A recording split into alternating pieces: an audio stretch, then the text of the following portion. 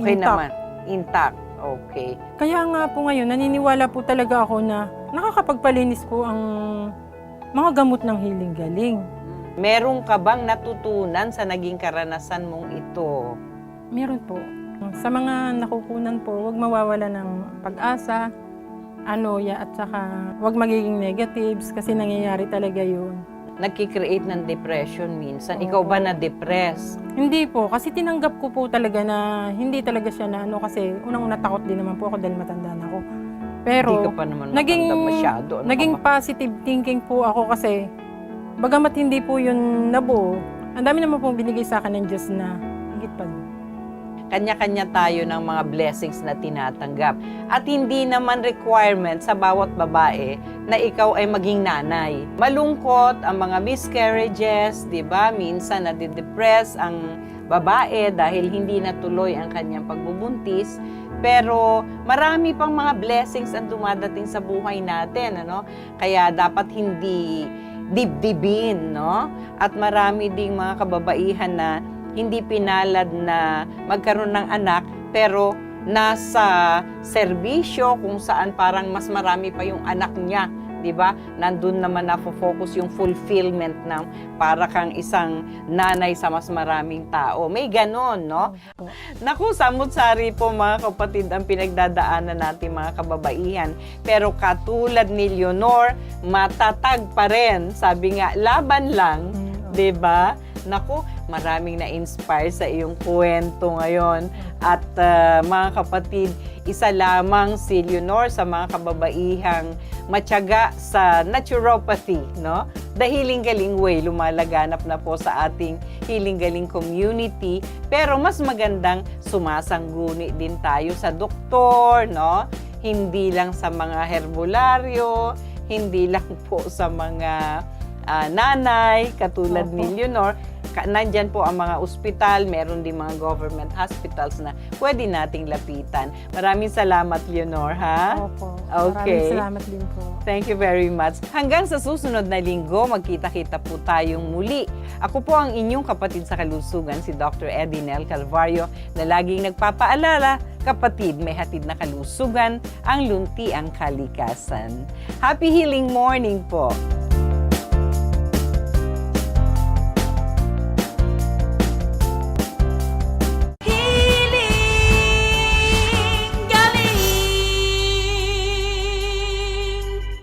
Subaybayan ang Healing Galing sa official website na healinggaling.ph, sa Healing Galing official Facebook page at sa Healing Galing YouTube channel.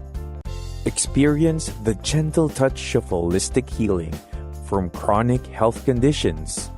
Restore your balance and wellness in Healing Galing's Acupuncture Clinic. For appointments, call 0969-628-7369. May hatid na kalusugan ang lunti ang kalikasan. Yan ang paniniwala sa natural na paraan. Mga produktong organic ang sagot sa karamdaman. Basta't holistic approach ay yung susundan. Sabon man o oil, maging organic orals. Meron ding salt, grains at liquids na natural. Yan ang Healing Galing products. Iyong laging tandaan, sa natural na paraan ng gamutan, nasa iyo ang healing, nasa iyo ang galing. Inakalang balakubak na psoriasis na pala, clear na. Healing Galing sa TV. Linggo, alas 7 na umaga, dito sa GTV.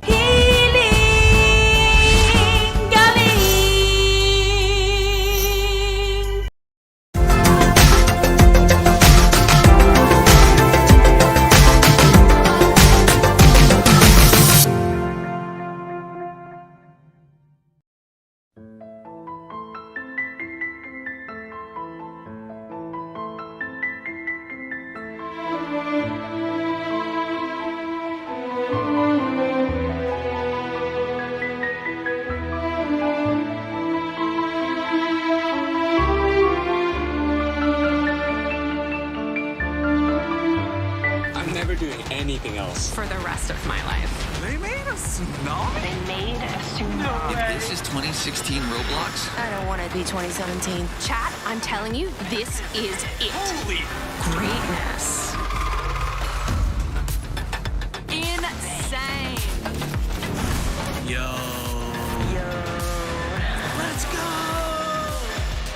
I like this.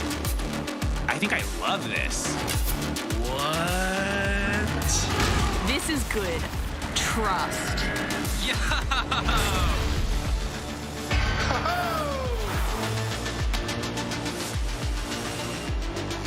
This is dope. How is this so good? Love. Ted. Yeah, I'm with it. Approved. Literally everything. Everything. Golden. Nothing can top this. Something just topped this.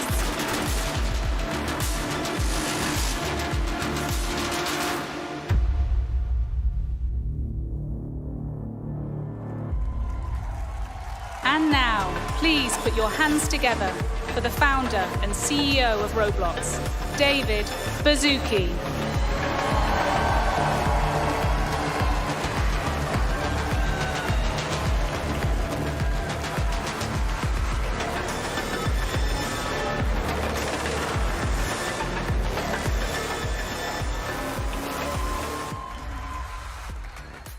Wow, welcome, welcome. This is the first year I can almost not see all the way to the back. So welcome, welcome, welcome.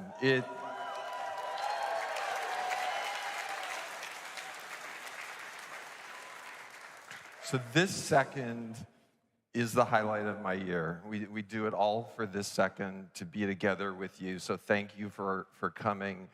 I say it every year. This is arguably the epicenter of the world's creative energy at this moment in time. There is no other gathering anywhere in the world with as much creativity.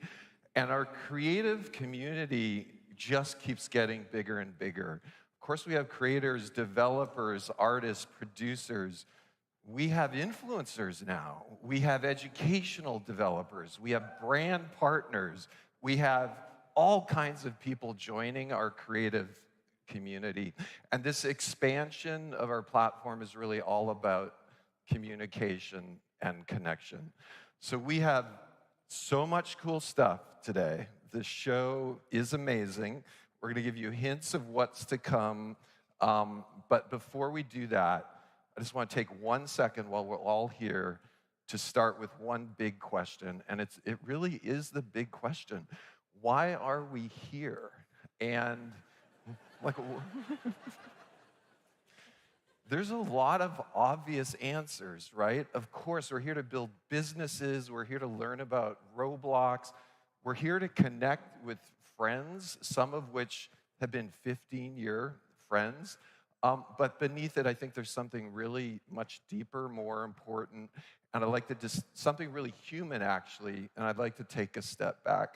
Because, I mean, we've been watching the news and the headlines for the last 10 years, social media, you know, the world's getting more polarized, we're less happy, we're more anxious.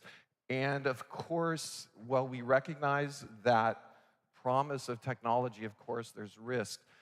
But there's something very special about this community and the platform we're building. And I'm filled with immense optimism because what we're building here is really a platform for communication and connection. And in this room, we understand that technology doesn't have to make things worse. Through our creativity, we can bring people together. We can spark conversations. We can help people connect and find the good in each other. And we're just getting started. So that's really why I think we're here. We're here to reimagine how people come together. And, you know, we've been doing it for 20 years. Like, we know what we're doing, and we're going to keep doing it. So that's why we're here. We're really building a new way for people to come together.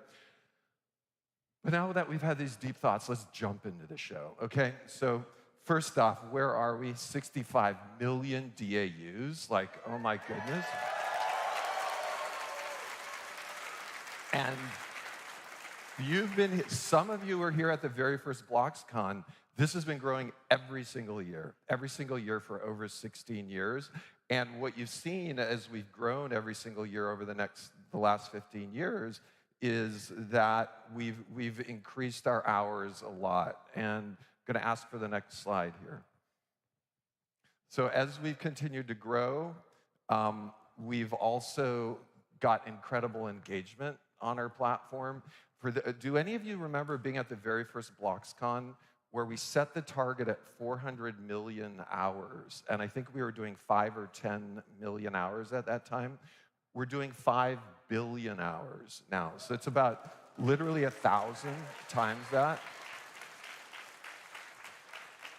And the engagement, of course, on our platform is incredible. I believe we have one of the highest engagements for any social platform, 2.3 hours per day average for every DAU on our platform.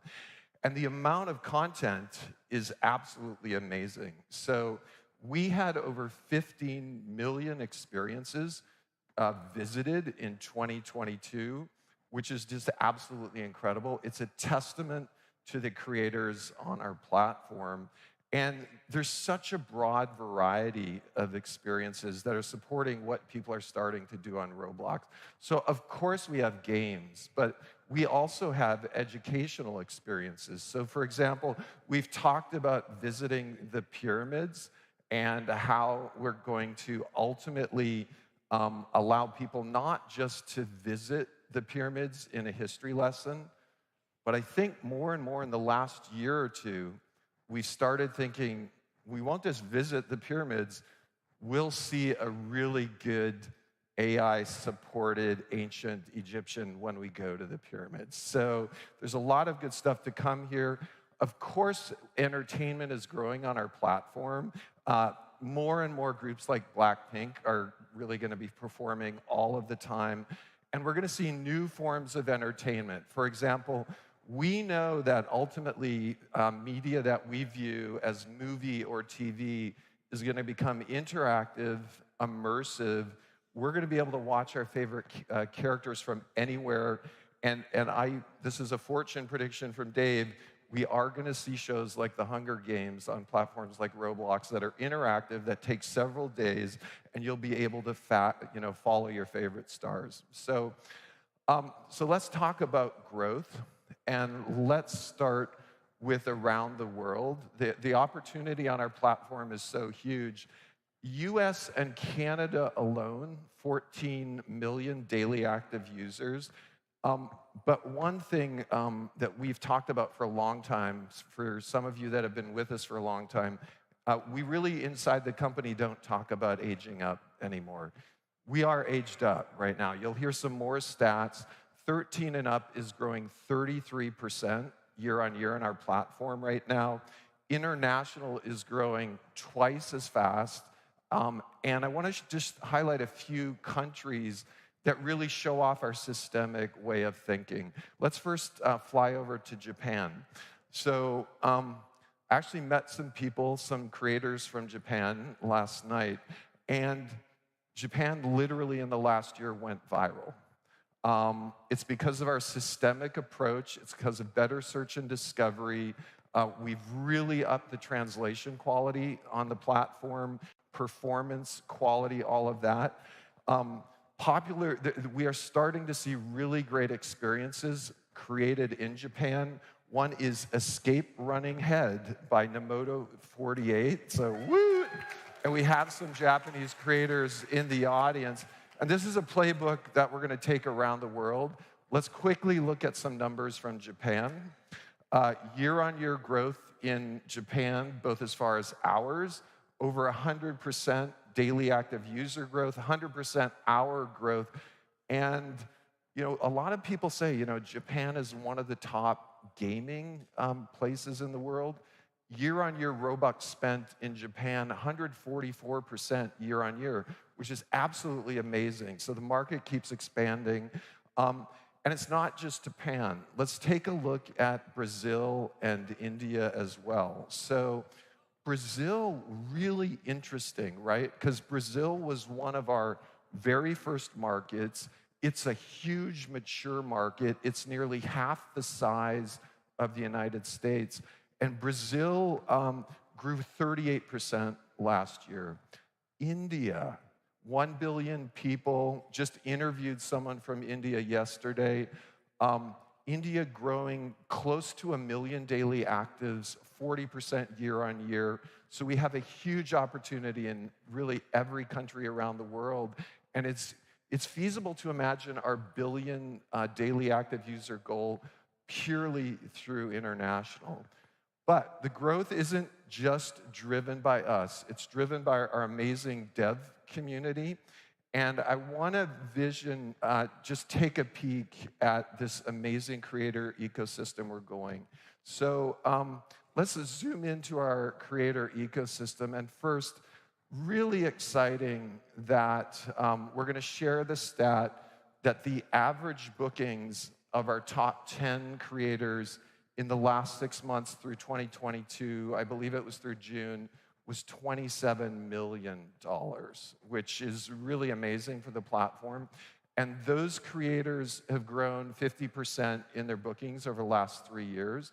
But as we dig deeper, our top 100 developers are making nearly $1 million a year, and that's grown 2.2x. And if we go all the way down to developer number 1,000 right now, we talked about it 2 or 3 years ago. We would like to get developer number 1,000 to north of $30,000 a year. They're at $60,000 a year, and that's 4x since 2020.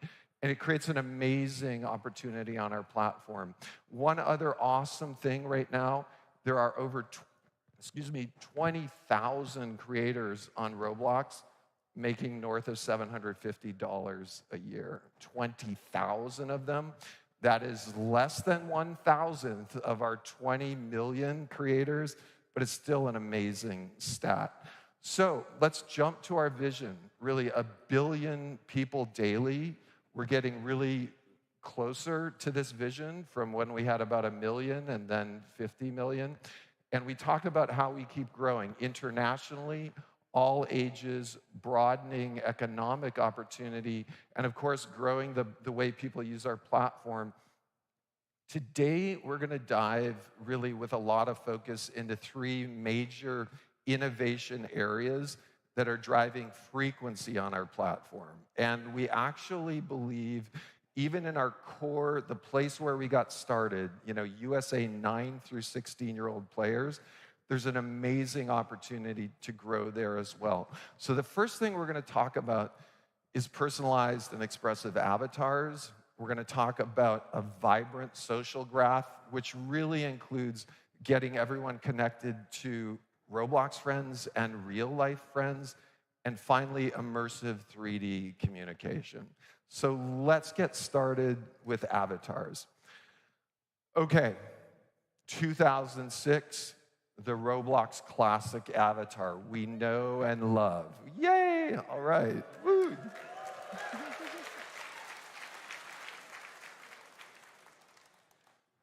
For a long time, this powered Roblox.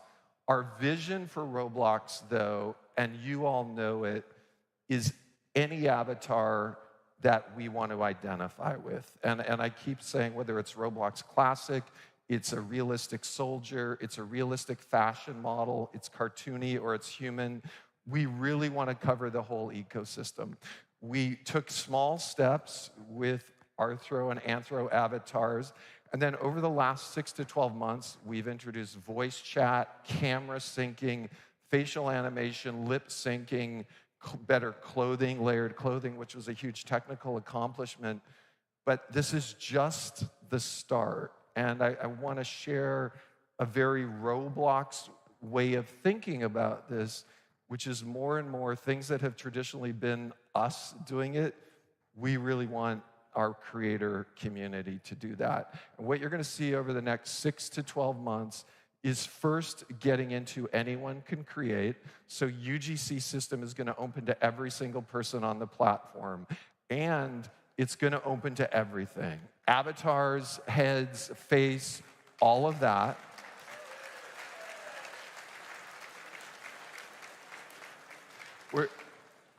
We are going to do this in a much more sophisticated way than those of you that remember t-shirts, okay?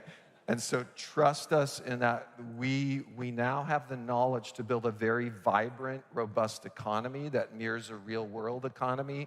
So stay tuned as we start to roll this out.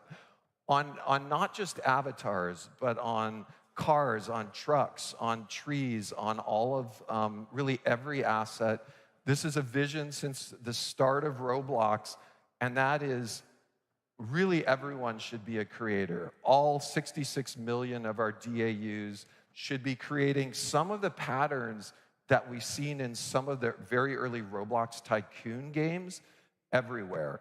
Cars, avatars, clothing, everything. We talked about it last year. We used Project Runway as an example. We're getting close to that. If you're making a fashion game, the clothing that your users will be able to create in experience will become persistent. And when we talk about supporting creation everywhere, we're talking about your experiences can allow users to edit 3D meshes, edit textures, save those persistently, and save those safely. So hang on for that. Finally, on our avatar system, arguably a little overdue because we've prioritized other things, you're going to see more and more super high quality movement system stuff. More and more starting to be driven by AI, really, and starting to jump into real world actions like picking things up. And then finally, the vision is ultimately, if you want photorealistic avatars, we want to support that. Not everyone's going to choose a photorealistic avatar. And if you want to support AI-driven creation rather than manual editing for your avatars, we're going to support that. So let's do a little mock-up of what you're going to be seeing in the next year on Roblox. So this is me.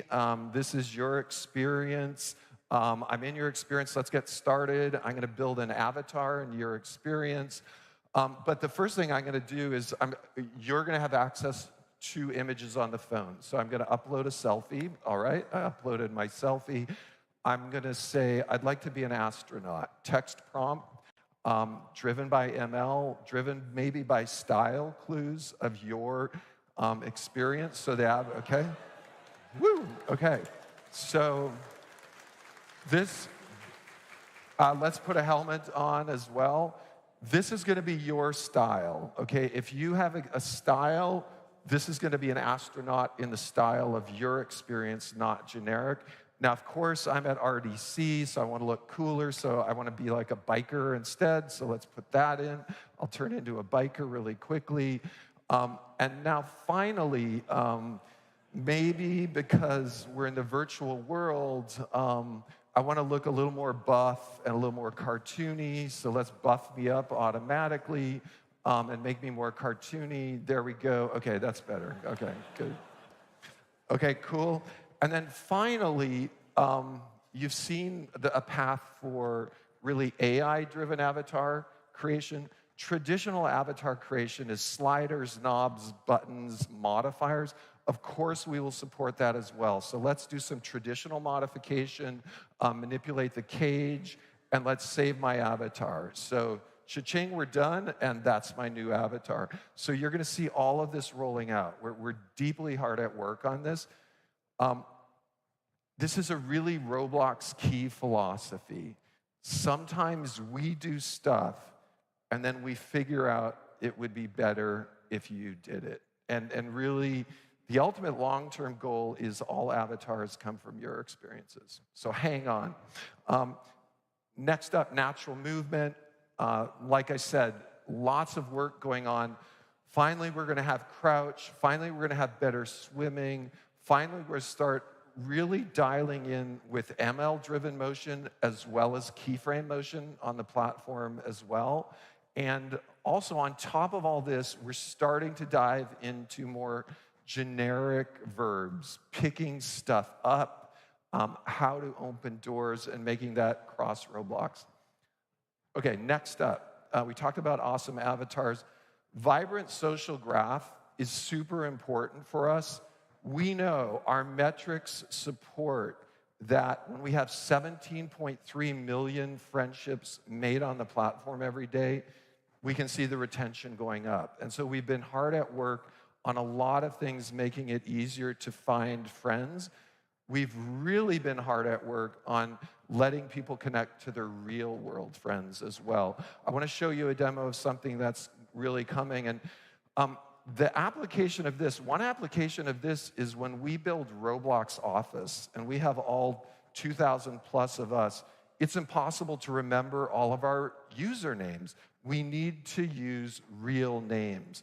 And we're going to be rolling out support of real names on Roblox, free from the contact importer, or you'll be able to modify this.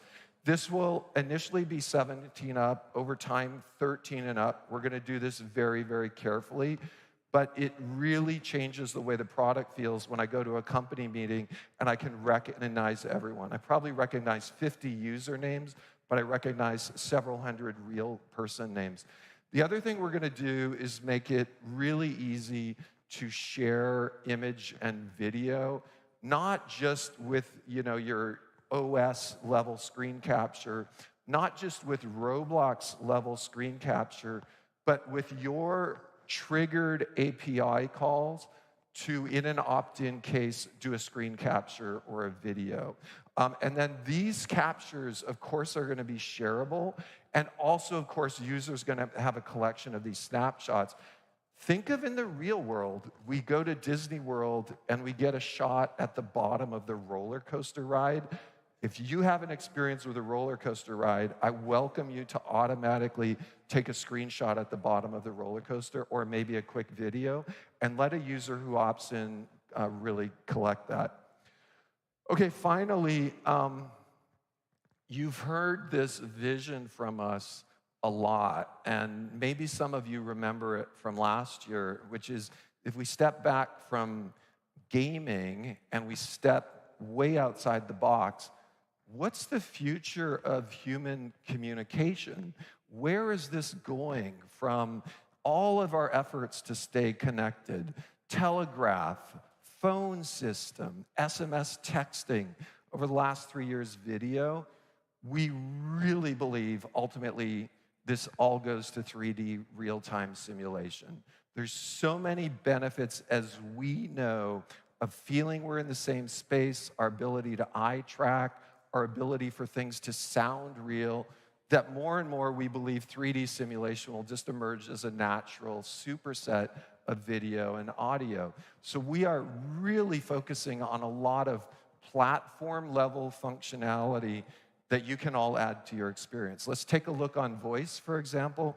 On voice, we right now have 12% of our 13 and up using voice. We've got about 2 million voice players worldwide. That's going up by 30%. We ultimately know everyone on Roblox will have the option of using text or voice as they see fit. So we showed you a little demo. I don't know if you remember this, where Karan and Mahesh came out last year, and we'd show you an example of a demo.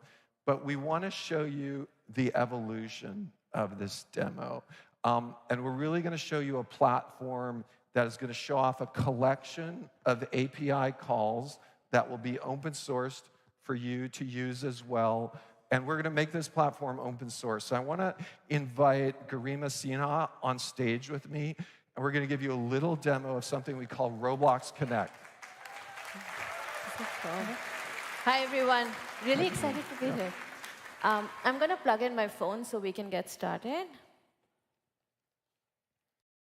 Dave, I'm about to give you a call on your Android phone, and it's actually going to work similarly on any platform, like iOS or desktop. You can just call your friends.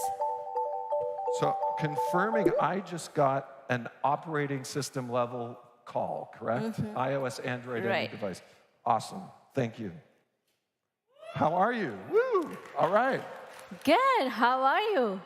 It's good to see you. Like, it's a real pleasure. Good to see you. This is so exciting.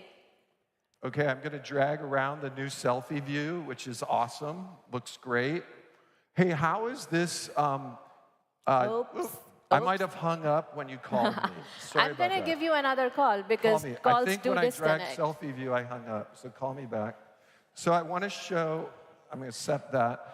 So operating system level access to phone call. Yes. Okay, high five. New selfie view. And Awesome. now we drag it. Draggable selfie view. Awesome.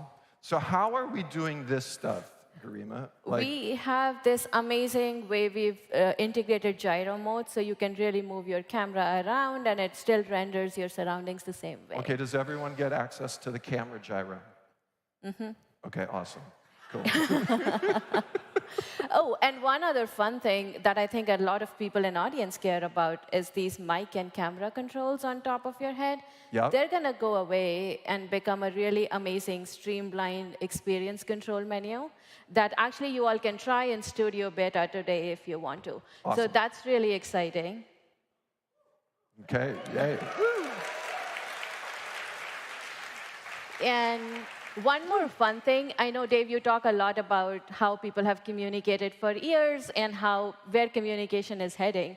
And we really believe the future is where people can feel like they're together, they can hang out with each other, they can do things with each other. And so on this, there's actually 3 communication modes. There is picture-in-picture, which you see us using right now.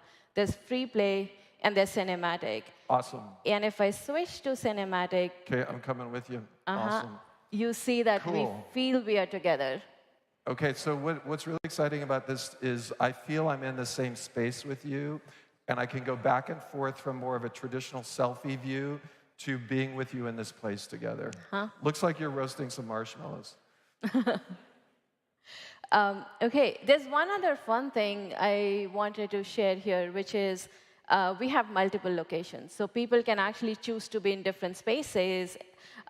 We have a few here. I'm going to take us to a dock. Awesome. I will follow you. I'll just say, okay, cool. Nice. Great to be here with you. Cool. Can we go swimming? I guess I won't for the demo. It really feels like vacation, doesn't it? And you still got your marshmallow. That's cool. The marshmallows goes where we go. You must really like that marshmallow. I do. I need to eat it. I'm hungry. Okay, awesome.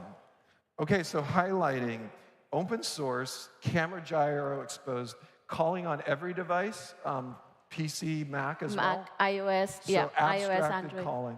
Okay, awesome. Yeah. Cool. I'm going to try this one more time. Okay, going back to selfie view maybe? And one exciting thing is it works seamlessly between different modes. So like you can see, Dave is in cinematic mode. I am in picture-in-picture, but the camera moves such that I can still see his Love face. it. Okay, awesome. And when Awesome. is this going to be available, Garima? It's going to be out in a few months, hopefully November. It's going to be fully open sourced when we launch it, so you all can start integrating. You can integrate with your current experiences, or you can integrate into new communication forward experiences. It's really up to you how you want to use it. Okay, super awesome. Thank you. Thank you. You're fun. Thank you, Garima. Okay, so you're getting a little look. So what we want to do is we want to support, of course, the traditional Roblox pattern, join your friend, but more and more support spontaneous joins as well. Little more spontaneous, get notified.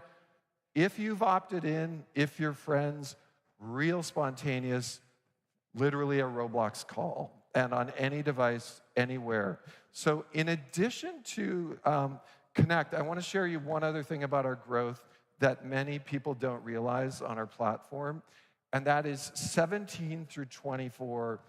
It's the fastest growing demographic on Roblox. Super fast, 36% year on year. And I want to show you one other slide, and that is the size of this market is starting to get considerable. There's 27 million people over 17 on Roblox. It's growing very rapidly. So it's powered by all of the experiences that you are creating. I want to do a little whirlwind tour of 5 different experiences that are finally showing off the... So first off, woo!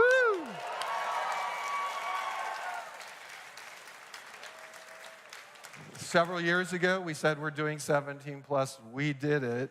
And of course, drinks on tap from Deep Holder Club. So, woo.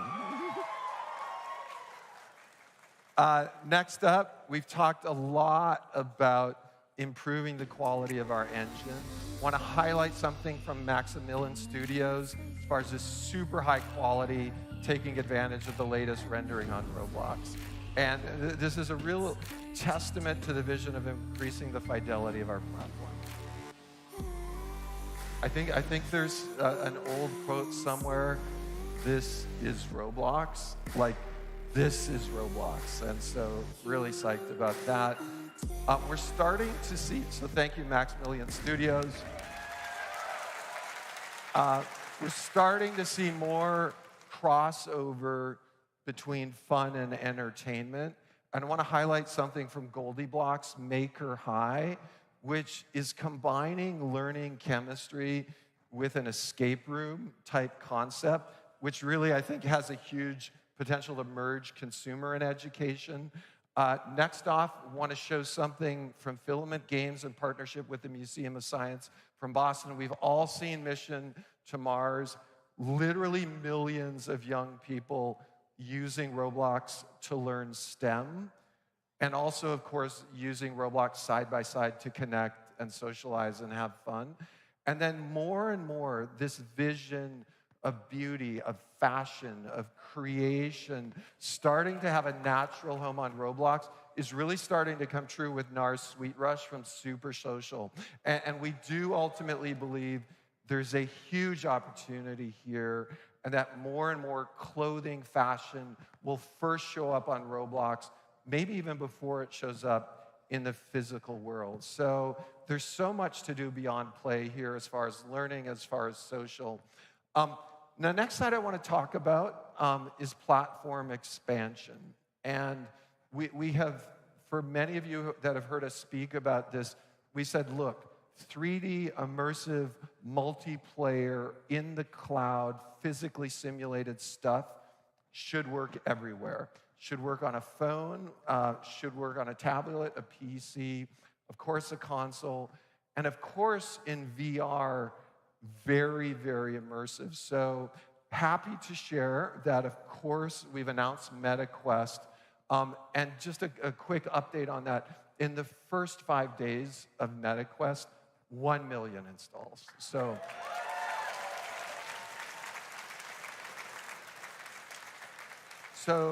a couple highlights. Hard to find, in beta, 1 million installs.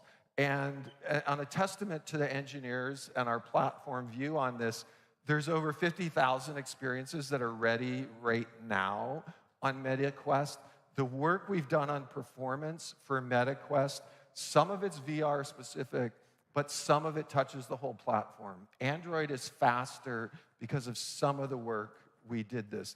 So MetaQuest production launching to everyone this month, which we're really psyched about.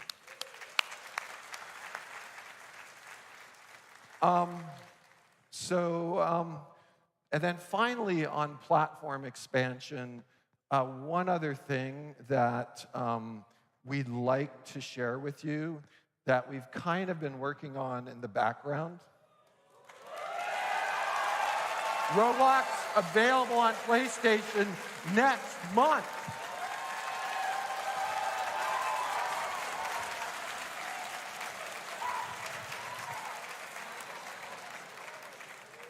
Who was wondering what was under that? Was anyone? Come on, like, we saw that.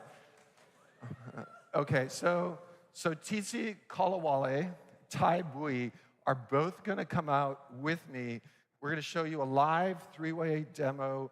I'm on phone, Tsitsi's gonna be on PlayStation, Ty's gonna be on VR. So come on out, welcome, all right. Woo!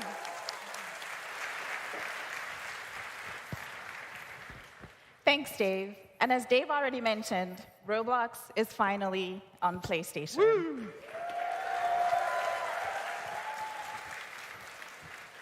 We're going to take you on a demo experience. Dave will be on his mobile device, Ty will be on his MetaQuest, and I will be on PlayStation. Take it away, Ty.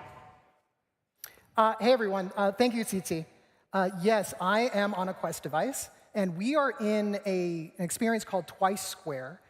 built by the developer Carta for the incredibly popular, oh, sorry. Oh, there we go. The incredibly popular K-pop band Twice. Yeah, it's super cool. So I think the best thing to do here is the roller coaster. So Dave, you want to come join me on the roller coaster? Hey, I'm going to follow you, Ty. Where are we going? And how's the VR working over there? Yeah, the VR is working great. As you mentioned, we've done a ton of work on performance. Hey, Tsitsi, do you want to join us too, or? You go on ahead. I'll explore the pier. I'll catch up later. Hey, Okay. Ty, are you sure you want to ride a roller coaster on the main stage of RDC? I do, I do. Okay, be careful. Okay, I'm going to wait for the next coaster. All right, yeah, well, it looks like we just missed a coaster. Oh, right here. Yeah, let's hop on board. I'm in. Oh, I was in. Let's see if I can get in or not. This is what we get with live demo. I'm in.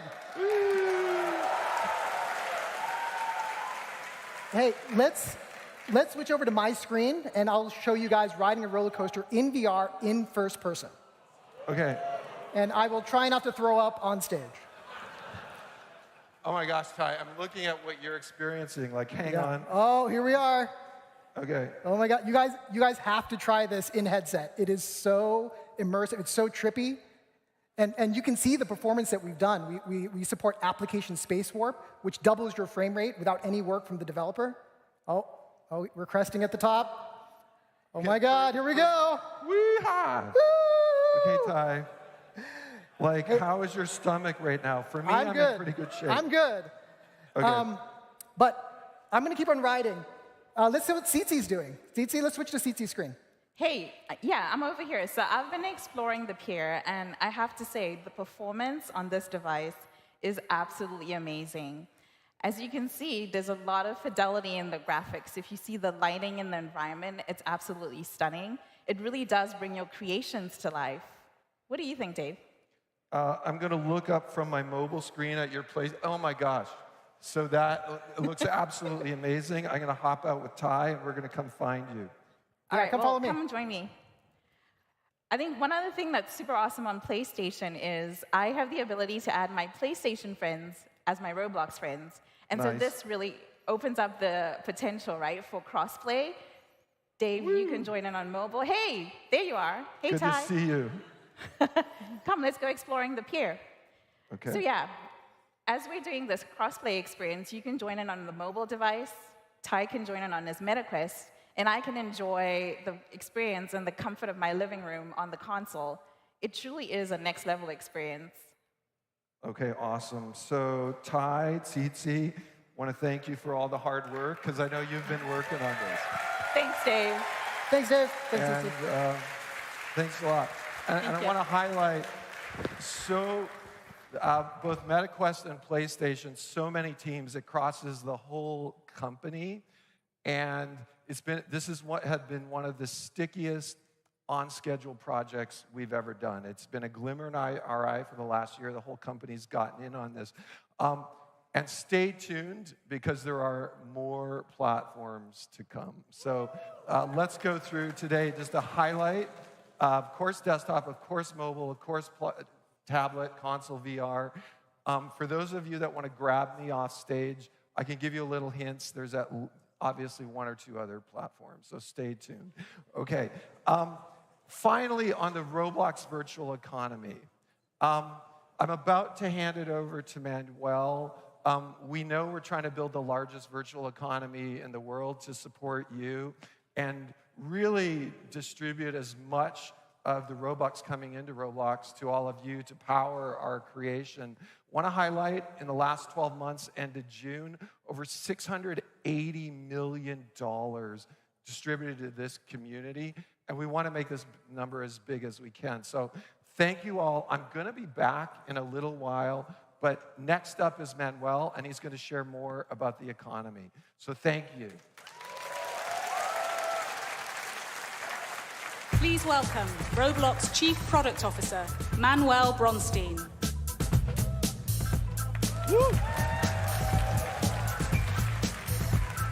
All right. Good morning, RDC. It's so wonderful to be here. And if you pay close attention to this slide, you may find your avatar in there. But it's actually better to see you all in real life. So I'm super excited to be here, and I want to start by sharing a heartfelt thank you. You're all the reason we're here. You're the driving force that motivates all of the work that we're putting into this platform we call Roblox.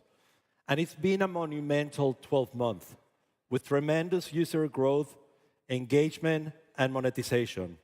And it has been driven by all the work that you have done, creating new experiences, updating your existing experiences, creating avatars and avatar items, and of course, the videos that actually promote all this content. And before I go into the numbers, I want to illustrate the last 12 months of Roblox through the lens of your creations. We know you work incredibly hard to delight millions of users, and so you have. So you showed us what's possible on the platform through experiences like Frontlines. Blox Fruits became a massive global success, and especially in markets like Brazil and Vietnam, users couldn't get enough of it. You brought the world together in fun competitions like RB Battles, and you gave people a voice in experiences like Mic Up. Immersive avatar shopping became a thing, a really, really big thing, in experiences like Catalog Avatar Creator. And you saw it, we expanded our audience, and we opened up creation for 17 plus, and you gave us Drinks on Tap. And let's, of course, not forget about some of the classics. There are so many, like Ultimate Paintball, Work at a Pizza Place, Natural Disaster Survival, and so many more. Your passion and creativity never cease to amaze us, and I can't wait to see what you create in the next year. Thank you very much. So now, let's go into the numbers. I want to highlight some of the meaningful milestones we all crossed together in the last year. In 2022, collectively, all of your experiences got 210 billion visits. That's a huge number. And more interestingly, it was growing 28% year over year. We also had users coming to your experiences and play and spend time with their friends for 54 billion hours. That's more than 2 billion days or 6 million years. It's pretty impressive. So now I want to go and take a closer look at some of the new experiences and some of the work that are gaining momentum in this year. 955 experiences crossed more than 5 million visits, like Pet Trading Card and Zoo World Tycoon. We have also 542 experiences crossing more than 10 million visits, like Tower Merge Simulator and Resistance Tycoon. And 30 experiences crossed more than 100 million visits, like Kart Ride Around Nothing and Steep Steps. Yeah. It's hard to believe, and it's very impressive that these experiences were just created in the last 12 months. But of course, if we take a look back, if we look 3 years back in time, up till to the June of this year, we had more than 55 experiences crossing 1 billion visits on the platform. That deserves a round of applause. Come on.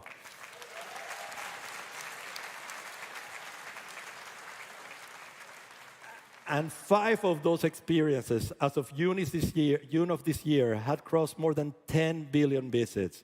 Experiences like Brookhaven, Adopt Me, Tower of Hell, Blox Fruits, and Myth City. You're all showing amazing staying powers, and I want to congratulate you all. Congrats.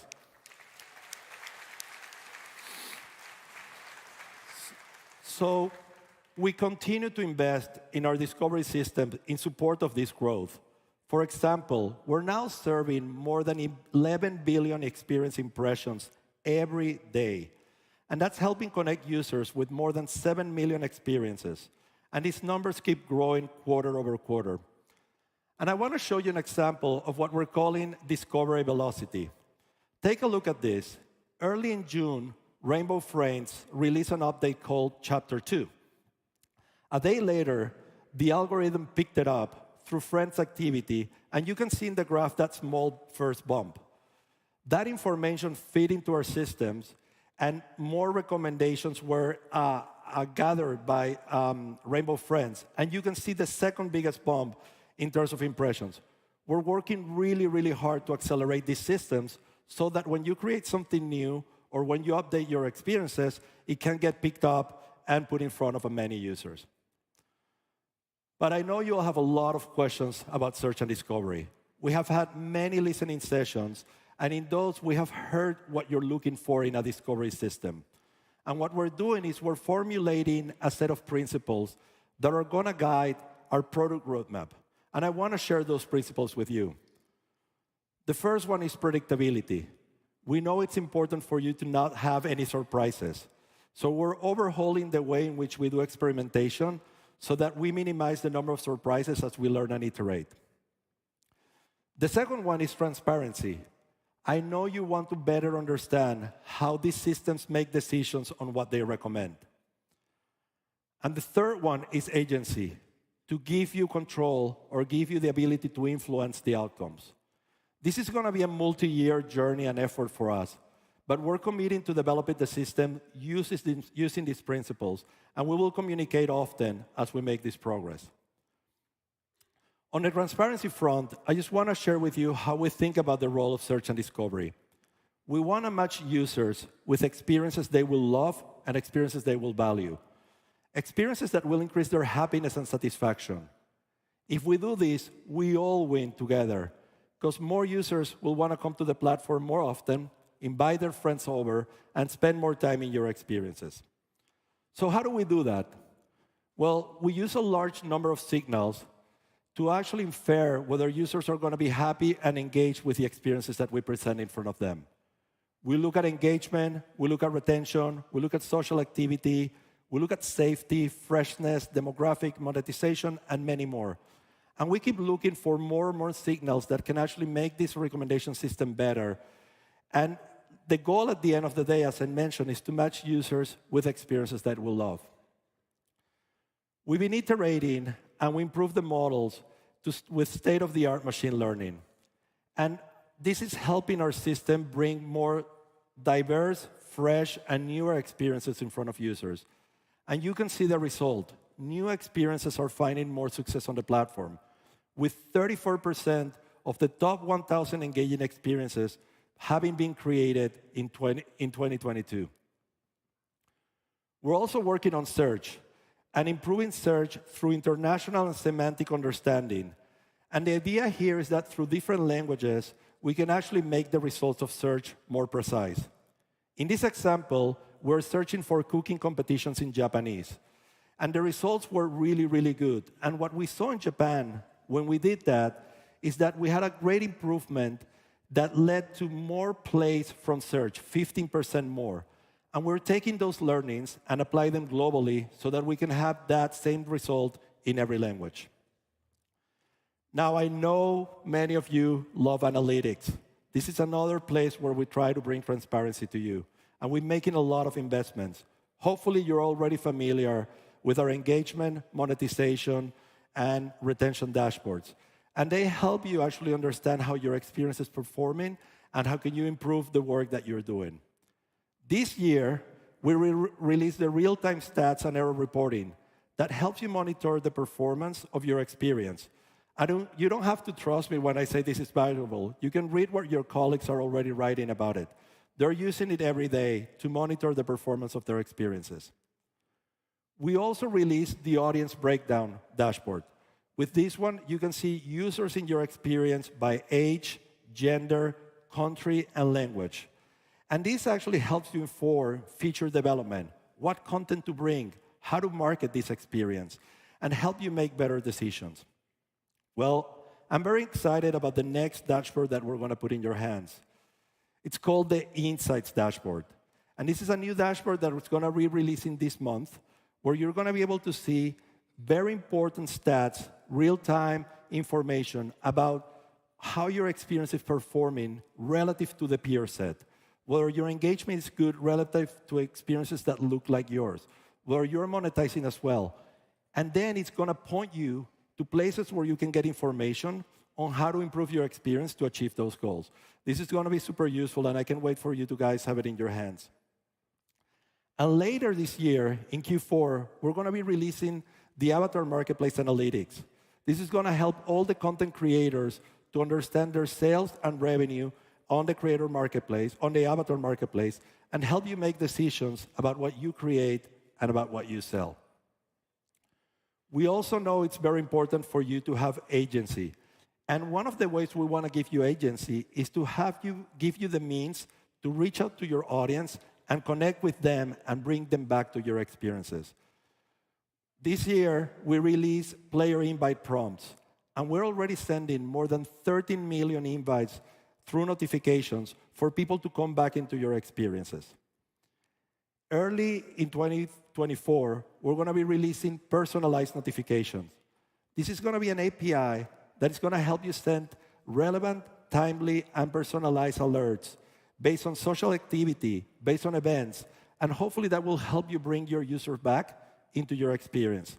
And we're developing more and more tools to help you increase your engagement. Now, as we continue to work on building a great user base and increasing the time that people are spending on the platform, we care as much about developing an opportunities for you to grow your business and to monetize your experiences. We're always looking for ways to share more with the community and to support the growth of creators of all types, whether you're an experienced creator, whether you're an avatar creator, or whether you're an assets and tool creator. And our economy has kept evolving.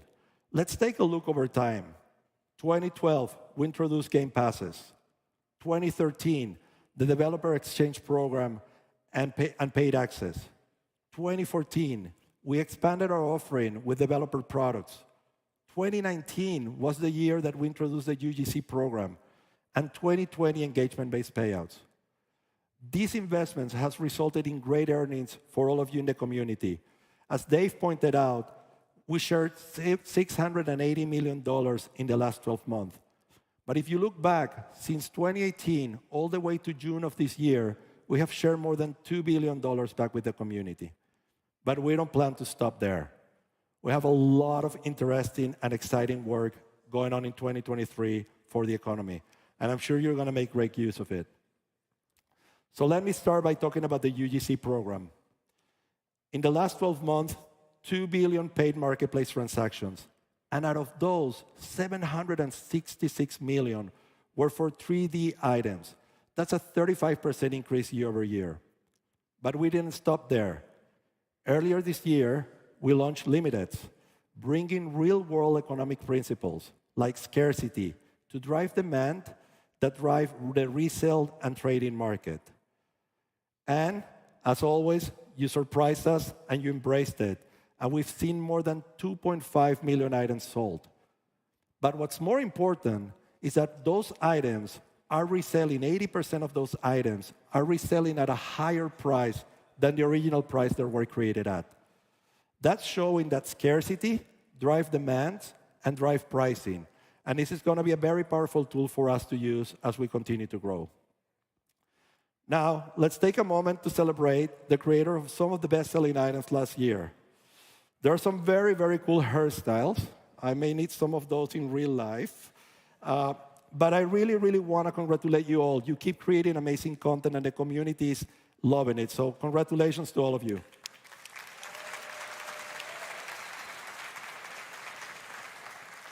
Now, we knew our user-generated content program wouldn't be complete without user-generated avatar, bodies, and heads. Roblox doesn't feel and believe that we should have a single avatar style. We have always looked for self-expression and creativity to shine on the platform. We want to offer users near infinite choices so that they can find an avatar that represents who they are or who they want to be. We opened up the program, and we started seeing what you're creating. And of course, you continue to delight us. Super, super cool stuff. And this is just a small sample. The heads that I'm seeing in the marketplace, the bodies that I'm seeing in the marketplace, it's just amazing. And all of these bodies are using, and heads are using our latest technology, R15, layer clothing, dynamic heads. The reason we want that is because we want avatars to be expressive so that people can use them for communication and when they engage in connecting experiences like the ones you saw and Dave and others demoed today. I'm incredibly excited to see what you all keep creating because I imagine a future when we look at the avatars on Roblox and there's no one single style. There's like breadth of avatars across the place and people can find something that really they feel connected to. Now, Dave mentioned this, and I'm incredibly excited about this one.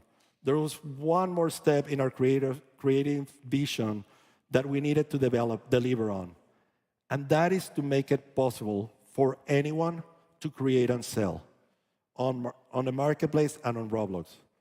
This is a monumental step, but it's one that we don't take lightly. We started talking to the community, and we heard your feedback. And we know that as we invite everyone to create on the platform, we want to build a system with accountability to drive safety and civility. We also want to create a very scalable marketplace, supporting high quality, supporting healthy prices. And lastly, we want to make sure that the marketplace as a whole becomes very healthy, helping you support and manage your IP as you create this content. I'm incredibly excited about releasing and starting to roll this out in the coming month. This is going to open up opportunity on the platform for anyone. And as we continue to improve our creation tools, I can imagine a world where everybody, every single person, all of those daily active users also become creators on the platform. And that's going to be huge. Now, let me talk a little bit about immersive ads. We have been working together to define what advertising looks like in 3D immersive experiences. This is completely novel. Creators and advertisers are seeing a ton of value as we are putting this content and these experiences and these portals out there. In July of 2023, developers outside of the top 100 who publish a portal started making, on average, 14% of their earnings from ads. And this is just the beginning. I want to take one example. Let's look at Avatar Outfit Creator, which launched in 2022. This experience primarily monetized through affiliate fees and engagement-based payout. In May of 2023, they decided to bring immersive ads into their experience. And by July of this year, of that same year, they were seeing more than 27% of their earnings coming from advertising. But what's more important and what's critical is that they did this through portals and they didn't see any drops in engagement or in users. Our goal is to continue to build these systems in a way that makes advertising great value for those who want to market and advertise on the platform, but also we want them to become a meaningful source of revenue for all of you. Okay, we've made material investments in advertising and marketplace, and we're always on the lookout for something new, for something that is going to help you build your business. And I'm incredibly excited to announce a new capability that we've been working on that we're going to release later this year. Later this year, you're all going to have the ability to sell recurring subscriptions within your experiences. It's going to be huge. With these subscriptions, you're going to be in control. You're going to be able to decide what do you want to offer inside of that subscriptions, what benefits. You're going to be able to select price points, and you're going to be able to promote these subscriptions to all of your users. I'm expecting your most engaged and loyal fans will want to become subscribers, and they're going to generate a monthly revenue and a monthly predictable revenue for all of you. So this is going to be huge. You're going to have it in your hands later this year, and I can't wait to see what you create. Okay, so we share improvements in support of avatar creators and experience creators. But there's one group of creators that is very, very important for our ecosystem. I'm talking about the talented creators of assets and tools in the creator marketplace. These are the creators of models, images, meshes, plugins, audio, and more. They make creation on Roblox more approachable, especially for novices, but also more powerful for all of us in the platform. Can I get a round of applause for our devoted creators of assets and tools?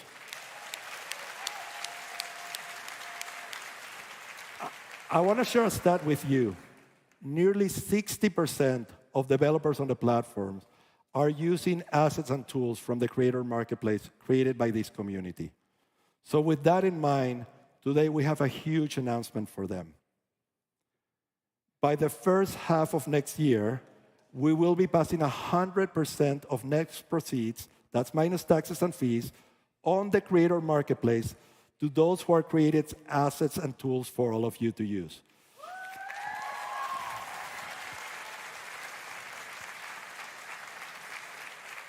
This is the highest revenue share in the market today, and something we're very, very eager to invest in.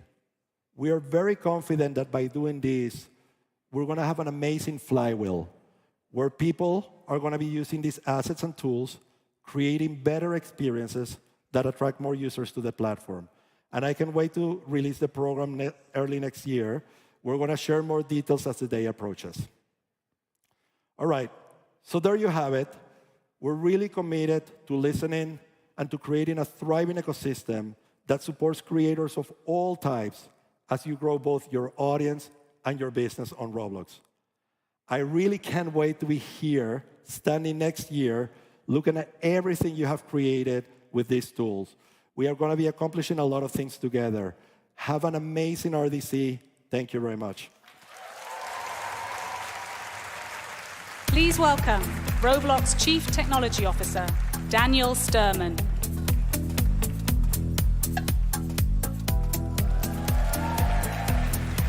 So good to see all of you here. So what I have the distinct pleasure of taking you through now is a lot of the deep tech we've been building over the past year and some of the cool stuff we have queued up for the next year. I'm going to build on what Manuel and Dave took you through and show you some of the insides of how those key pieces work. But then there's a lot of really cool stuff in our engine and platform I'm going to tell you about as well.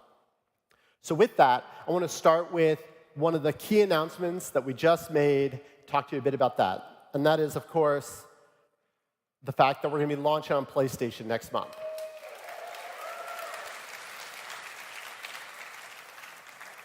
And with that, of course, we're going to be moving MetaQuest from beta to full production later this month. So it's 2 new platforms.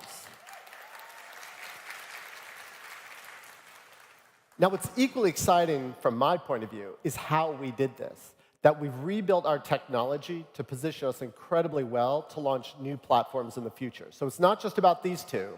It's about all the things we can do going forward. I want to talk to you a little bit about how we did that. So it used to be we'd have a code base for every platform.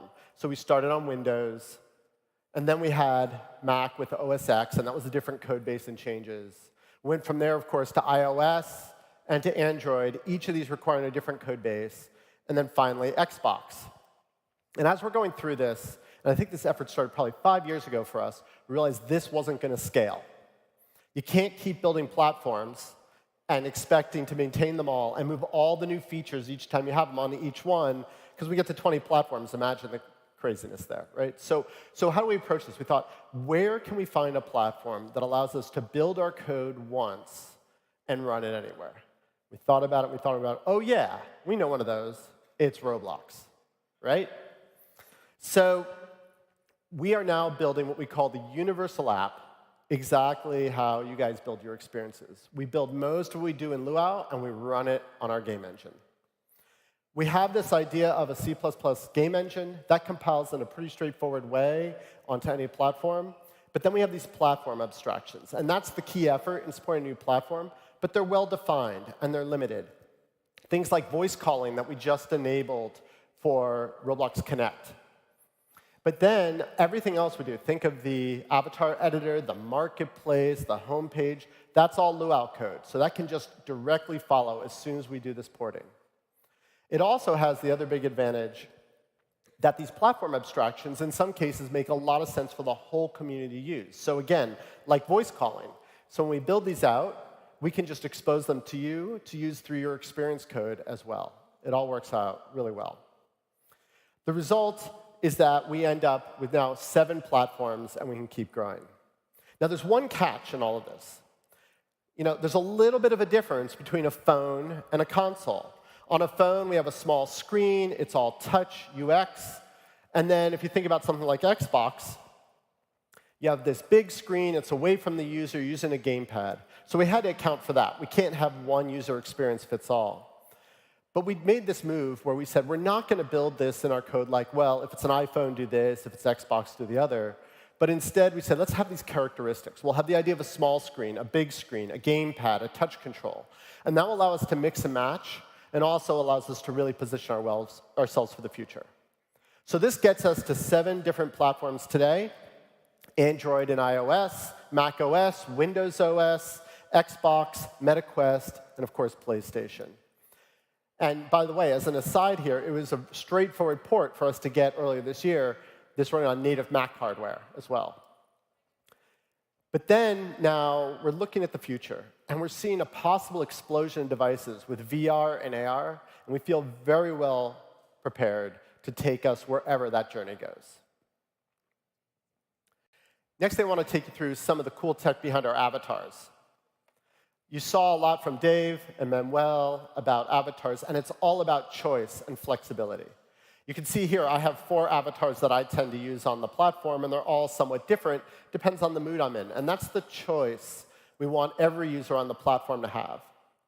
But the question is, how do we get there? How do we enable all this tech to happen? And it starts with, how do we enable you as a creator community to bring all sorts of cool avatars to the platform for our users to use? So I'm going to walk you through kind of those steps and some of the innovations we've made here just in the past year, and some things that are coming as well. So you could be in Blender, you can build a body, right? And there's a step here I'm going to skip and come back to, but you can try it out with, say, some clothing, but now you want to bring it into Roblox. And in the past, when you did that, you didn't quite know how things were going to perform. So you can save this file, and you can import it. And by the way, now we support GLTF, yet another standard for us to be able to load things with.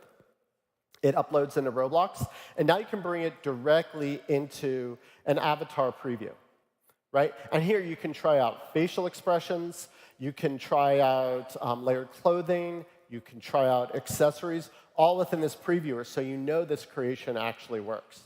You can even try out emotes, as you can see here. Now, what was the step I skipped? Hidden in that very quick video was the fact that you have to worry about skinning, and you have to worry about caging, and you have to worry about segmentation, a bunch of other things that have nothing to do with the actual image you're creating or the avatar you're creating, but how they work on Roblox. And so I'm really excited to announce that over the course of the next year, we're going to be deploying ML tools that take care of all of that for you. You're not going to have to worry about how you make a whole face be rigged or how a body moves. That's all going to be done by the ML under the covers, making this process so much faster.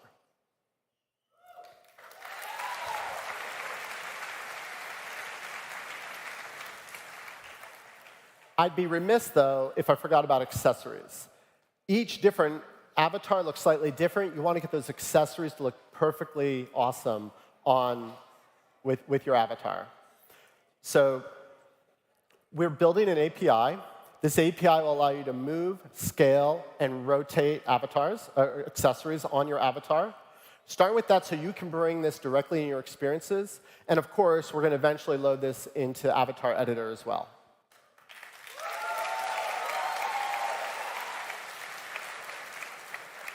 Now, one of the coolest things we shipped this year was facial expression on avatars. And I want to give you some idea of how that actually works. This is just so cool from a deep tech point of view. So what we do is we use the camera on the device and we capture a video. But we're not shipping that video anywhere. Instead, we have an ML algorithm running on each and every device that infers over 50 different points on the face and how they're moving. That is what we transmit up to Roblox's cloud, and that's what comes back down to every device and then can be translated onto any dynamic head on the platform. So this is really cool for a few reasons. First, we're not sending video everywhere. Sending video everywhere is incredibly expensive. We'll chew CPUs, we'll chew bandwidth. It's just not efficient. Secondly, we're not sending video anywhere, and from a privacy point of view, that's awesome. Your pictures, the user's photos, are not moving up to Roblox as we do this. But then there's a third advantage, which is because we're using an ML algorithm, we can tune that algorithm based on device. On lower-end devices, we can tweak that algorithm down so it uses less battery, but you still get reasonably good facial expression. We can even ship a custom-made lower-end ML model when necessary to really be efficient. And then on the higher-end devices, it can run at a higher speed and have higher fidelity. So it allows us to really respect each of our users and optimize for power and CPU without giving up functionality in the platform. That only high-end devices get this capability. So, yeah, some applause there, right? We want to take this to the next level, though. So this is something that's coming this year, where we're going beyond the head, and we're starting to talk about the entire upper body. So now think of the expressiveness you'll get off a camera with this. You can see here, it captures arm movement, shoulder movement, how you turn your body as well as your head. Of course, totally controllable by users. They can turn this off if they want it, independent of facial expression. They get all the control. But I'm really excited to pair this with, for example, Roblox Connect and the expressiveness you'd see when you do that. And then I want to touch one more thing on how we've thought about Roblox Connect. It's not too often we build an experience, and we really wanted to respect all of you as we built it. And Dave mentioned this, it's entirely open sourced. And with that, it means every API we're using is now a platform API. There are no secret APIs in any of this. So here's some examples. The ability to toggle selfie view on and off, open or close your phone book to see a caller list. Where do you move to when a call is completed? Maybe you have a special place in your experience that's a phone booth. These sorts of APIs, we're opening all of them, and what we're hoping for, what we're expecting, is you're going to take these concepts, combine it with spatial voice, combine it with avatar expression, and do things we never dreamed of in your experiences. We're really looking forward to that.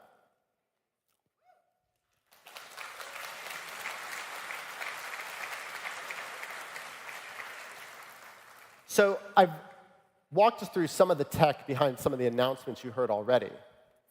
But I know what you're all really here for.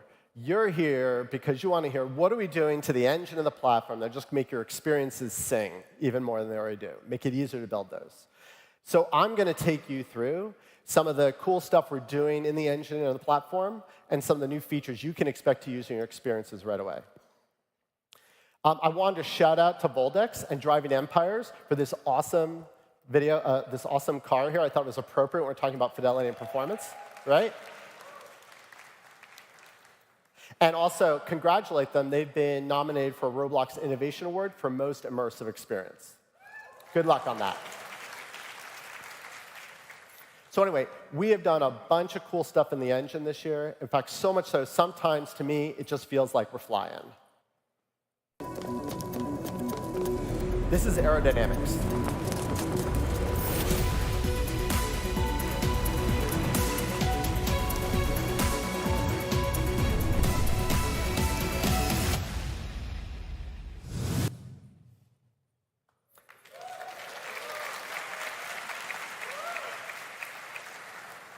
Pretty cool stuff. And for those, we just got this into studio beta, I think just a few weeks ago, and we'll be launching over the course of the year.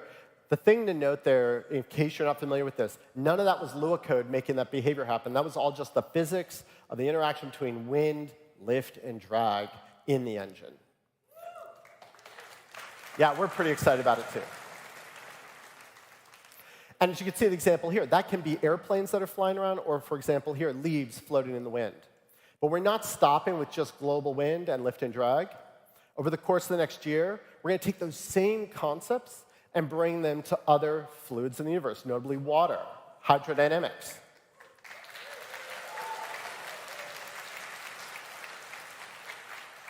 And then going beyond the global wind concept, we're going to have prescribed wind, like a wind tunnel in some part of your experience, or let's say a windy cavern in a Western type experience. So you can control wind in different parts of your universe.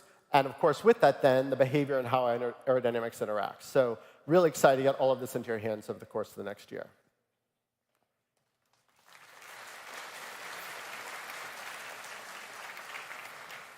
Now, you saw global wind and how leaves blow in the wind. Wouldn't it also be cool to have grass blowing in the wind, too? Right? So our engineers have been working on it. And even though some say watching grass grow can be incredibly boring, I've been eager to inspect their progress really closely. Yeah. And by the way, in case you can't figure out from the video, this is right. we are going to be enabling you to control the height and density of grass in your experience.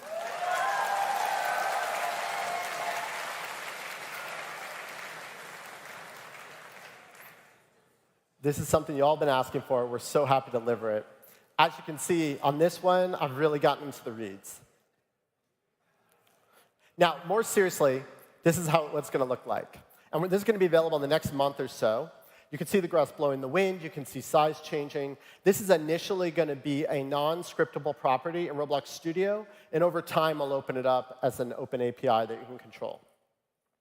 So I know this is a big deal for a lot of you. The number of times I walked around this event and heard people talk to me about grass height and control over that, I'm so excited to finally be getting this out to you. Now, I've shown you a bunch of really cool graphic stuff, but an equally important part of any experience is what does it sound like? So I want to talk a little bit about what we're doing in audio. And that is we're launching a new audio API soon. And this is going to take a concept of having emitters and listeners and be able to wire together and do all sorts of cool things. I'll give you a quick, take a listen here. More to hear than to see. It's fully spatial. So as you move around in your world, it's integrated with spatial voice.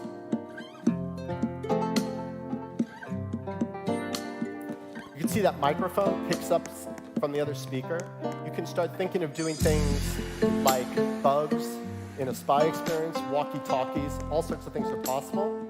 And you'll have a full suite of effects that you can put on any of the sound, like a guitar pedal or a DSP effect. There'll also be customizable sound flows. So for places where you don't want spatial and you want just direct connections for non-spatial communication, you'll be able to do that too. So really excited about how this is going to bring all these experiences even more to life.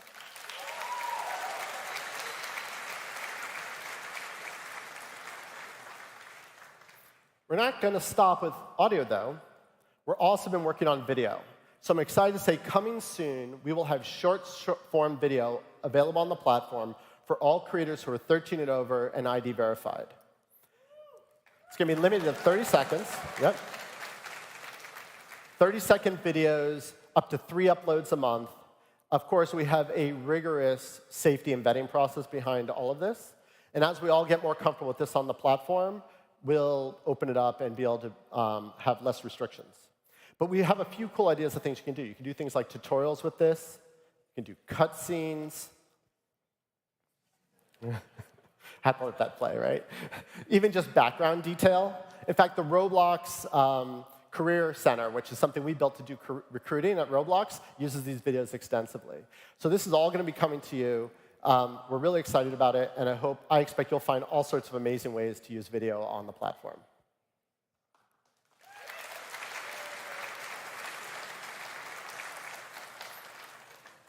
So I'd be remiss if I didn't talk about lighting. We've been on a lighting journey for a few years, and we've continued to make some incredible progress.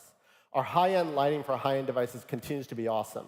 You can see here the incredible shadows, light reflection, specular highlights off the floor. I kind of wonder what the specular highlights off my head would look like. Right? But really just incredible. And it's in the past been available on Mac and PC and consoles and then iPhone. I'm really excited we're going to be bringing this to high-end Android devices as well.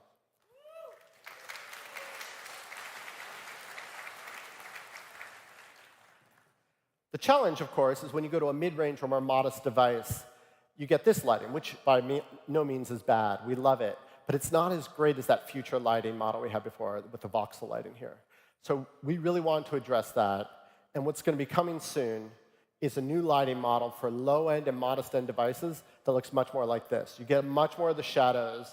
You don't quite get everything you get in the high-end lighting, but that's what we're driving for.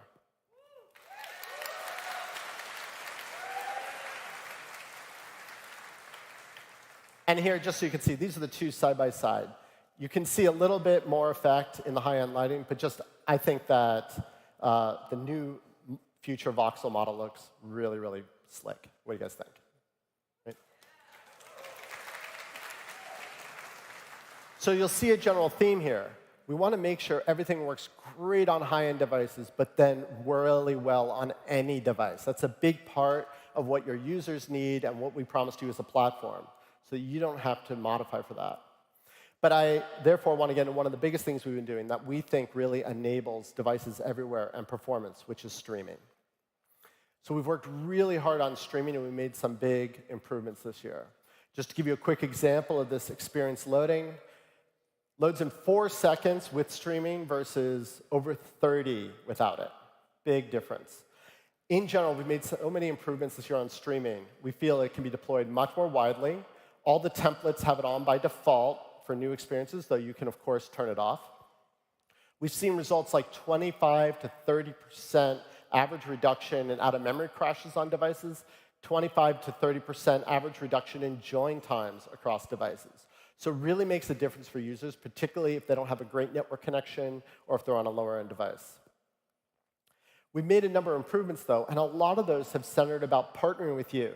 This idea that you could give us hints about your experience so we could all do streaming better. So I have here kind of a mock-up of kind of what the computer's seeing when we do streaming. In the blue, that's like the proximate area. That's where everything automatically gets loaded. But then we have this pink area where we have a lot of flexibility, and that's kind of the rest of your world. And in the past, that could just kind of load, or it might not load, and that might work for your experience or might not. But if you enable level of detail, LOD, we've put a lot of effort in making those LOD models, very low-res versions of everything, load faster and look much more realistic. So it makes the whole experience better and feel like you've loaded it quickly. We've also, like I said, some of these hints and controls. So if you're worried about pauses, even in that blue area up there, you can set pause outside loaded area. And by doing that, it means, hey, unless I'm physically interacting with the device or the item, let's just go without pausing.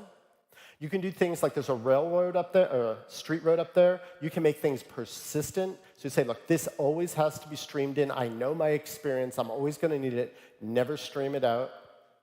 And you can even do things like the model that's in the green box up there, make things atomic. So you say either load it all or don't. It really cuts back on how many wait for child calls you got to make when you're working with streaming. So we're pretty excited what's going, and we're going to continue to work on this until it works for all your experiences. Now that brings me in general to the concept of scale. And scale is something we're always working on. Hopefully you don't see any of it. You shouldn't have to worry about it, but I wanted to give you an update on where we're at. 2 years ago, we were at like 37,000 servers. We've grown that now to 135,000 servers in our Roblox cloud, supporting your experiences and all the users who come to them. Right? That's a lot of growth. That's about a 4x growth in servers over just the past 2 years. And it's not just servers are growing, but bandwidth has almost doubled over the same time period as well. So we're really continuing to make sure there's always the capacity to run your experiences and run them well so that you don't have to worry about that. But another big thing we've been focused on is reliability. No one's more bummed than we are when Roblox is down. We hear frustration from you guys as well. And we made some really big improvements over the past year. So just comparing the first 6 months of 2022 to the first 6 months of 2023, we used to be at 98.9% available. This year, it was 99.6% available. That's a 65% reduction in downtime, which is, just to put that in terms where you can understand better, about 125 million engagement hours each month that we're not losing.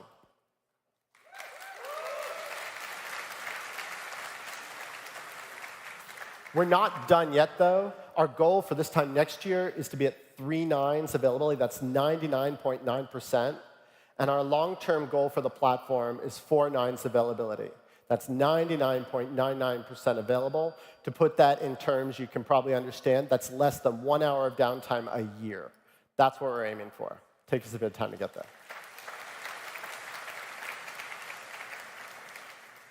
So how are we getting there? There's a lot of hard engineering, and I want to walk you through some of the really cool stuff we're doing on the back end to make this work. So we used to just have a single data center in Chicago, a big monolith, as we called it. We didn't want to be in that situation. We built 2 years ago a new data center in Ashburn that we can manually fall over to if the worst happens in Chicago.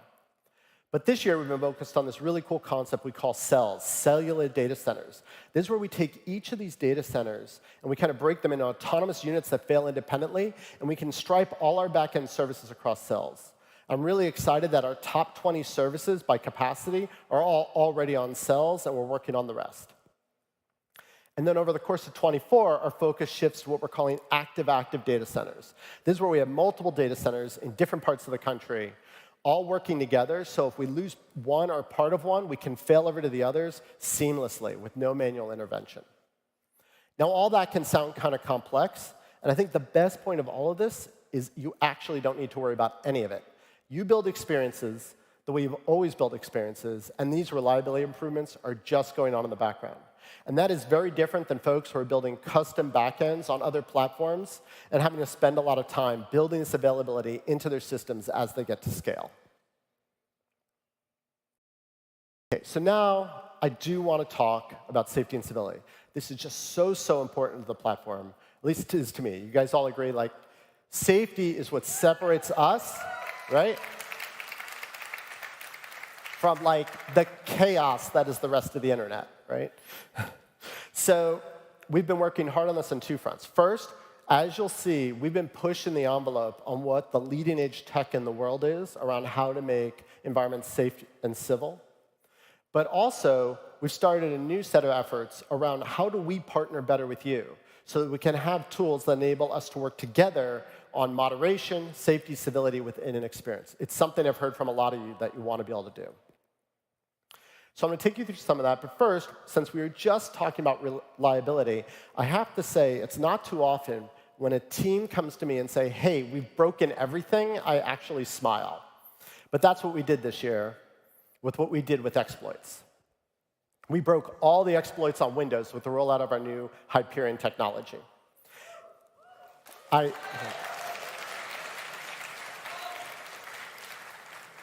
heard so much from many of you last year that you just needed us to fix this problem, that you weren't able to build competitive games, that the exploiters were all over your experiences, that this was not OK. We put a lot of effort in, and Hyperion was the launch of that, and we're really pleased of the impact that's had on Windows. Like I said, it broke all the existing exploits. It dramatically reduced the amount of cheating we had reported. It basically made chatbots on Windows extinct. Really big impact here, but we know that's not enough. However, we got some great quotes around this from our community of exploiters, right? Things like, I'll just read some of these to you. A sad year for exploiters. Or my favorite here was, it's already been multiple hours without me exploiting. I just can't go outside and touch grass. I've come too far. I can't go back now, right?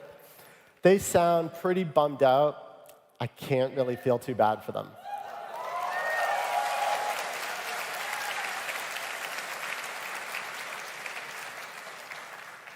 We're not stopping there, though. Of course, exploiters are going to move to other platforms. Over the next few months, we're going to roll out Hyperion on the Microsoft Store app. And we're starting to take on Android as the next big platform for this, starting to move those capabilities over, detecting modified binaries, obscuring security code within the app. We think we have a good beat on this.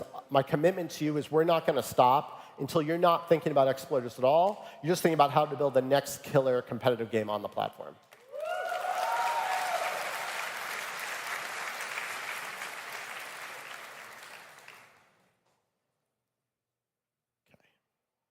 There's another area that's come up this year that we're also very focused on. I want to give you an update on, and that's DDoS.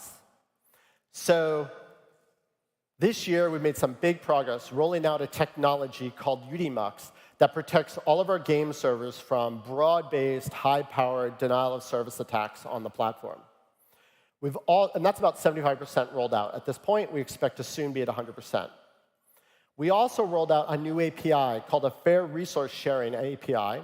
What that does is it avoids more individualized DDoS attacks where someone can make very expensive API calls over and over and over again, thereby slowing the experience down.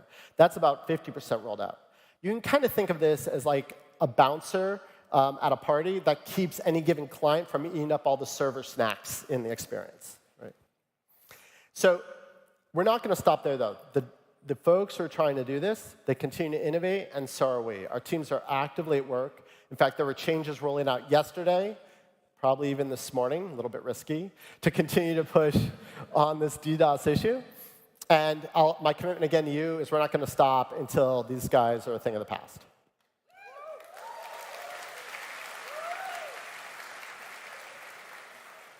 I also want to spend some time on that other category of safe things we're doing, which is around how do we work together.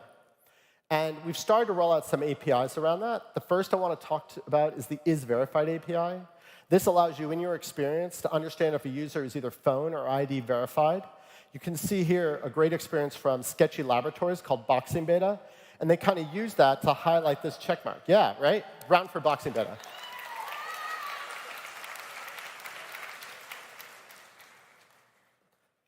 We're going beyond that, though, to building a banding API that will be rolling out later this year. A lot of you have told me how much work you have to build from scratch to build your own banding systems in your experiences. So we're going to give you an API that makes that straightforward to do. But again, right?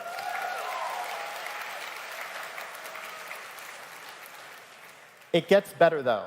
It gets better because, first of all, we can then take those signals. If we see the same user is being banned in a bunch of experiences, that gives us a lot of useful information. And then, even better, is as we expand this API, we'll be able to integrate our own alt account detection into this API. So if you ban someone once, when they come back,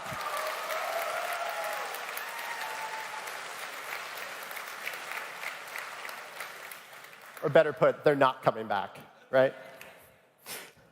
And then we're starting to do things. Now that we have age guidelines on the experience, we understand different experiences may want to dial in how they treat age somewhat differently. So if you think about a 17+ experience, you may want to really relax the text filter from the default in a 17+ experience. You know everyone in there is 17 or older. So we're going to give you APIs to be able to do that as well. And this is the first of, I think, many, as we give you a lot more customization over the safety and the nature of your own experiences.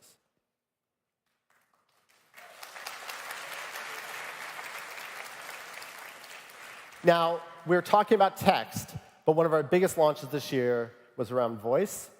Voice poses some really, let's say, interesting moderation challenges. That's right. And it's something we started working on earlier this year, is we realized we had to do something that had never been done before. It's a fun discussion that I have with an engineer team. I say, we need to build something like this. And they go, it can't be done. I say, we need to build something like this, back and forth. Well, we did build it, and I'm really proud of the team on this. I'm going to give you a quick demo. Now, just so you know, I know you're all really sensitive. So we really kind of tuned up the gain on the filtering here. The beeping you hear also wouldn't occur in a real experience. It's there to protect your ears. But it gives you an idea of what this is all about and how we're doing voice moderation. Oh, shit. Where did our friends go?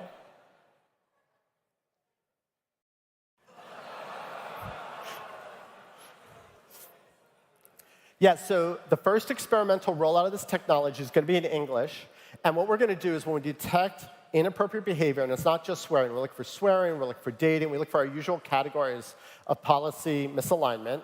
We're going to pop up this reminder or nudge to users and remind them that they can't talk like this on the platform. As we get more confidence in this AI, we will, of course, be able to take more direct action. But I'm really excited about this. Like, no one in the world, as far as we know, has deployed voice moderation at scale. And this AI doesn't just use the words, which was kind of the best state of the art. It listens to the tone of voice, which we know makes such a difference in vocal communications. So excited this is coming and something we're able to deliver to you.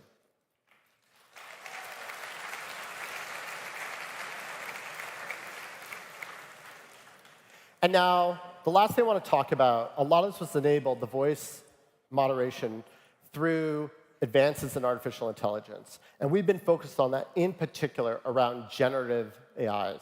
And we think generative tools are going to empower all of you to go so much faster and take so much of the daily grind out of what you have to do and enable you to focus on your creativity. So earlier this year, we launched materials generation, and we launched coding assist. In case you haven't seen it, I just want to show you what that looks like. So here, we're modifying the card just with English prompts. And we're building some really sick materials with that would take forever to build. These are not out of any catalog. They're being generated on the fly. You can also, through text, English text, start to give behavior, like here, how headlights should work on the car, enabling that without any direct coding. And you can go beyond that to talk about the world as well, so maybe changing the weather and experience, again, just with a set of English prompts and having that translated just in a code. This is just the start of where we're going with generative AI. And the last thing I want to touch on is something we're calling Roblox Assistant. Now, Nick and Tien are going to be up here later, and I don't want to steal all their thunder, but I wanted to give you a taste for what it looks like when you add a conversational AI to Roblox Studio. Take a look at this. Hi there, what can I help you build? I want to make a game set in ancient ruins. Great idea. I got started by scattering some assets to create ruins. Here's what I used: ruin columns, rubble, rock wall, ancient statue. Make the players spawn by a campsite in the ruins. I inserted a campfire from Marketplace and moved the spawn next to the fire. Add some trees for the player to chop down. I have placed copies of a tree around the ruins and varied their position and rotation. Can you use a variety of tree models? I'd like to have a more northern feel. Sure, I've swapped a few of the trees with other assets closer to your description. Tall evergreen tree, birch tree. So, isn't that awesome?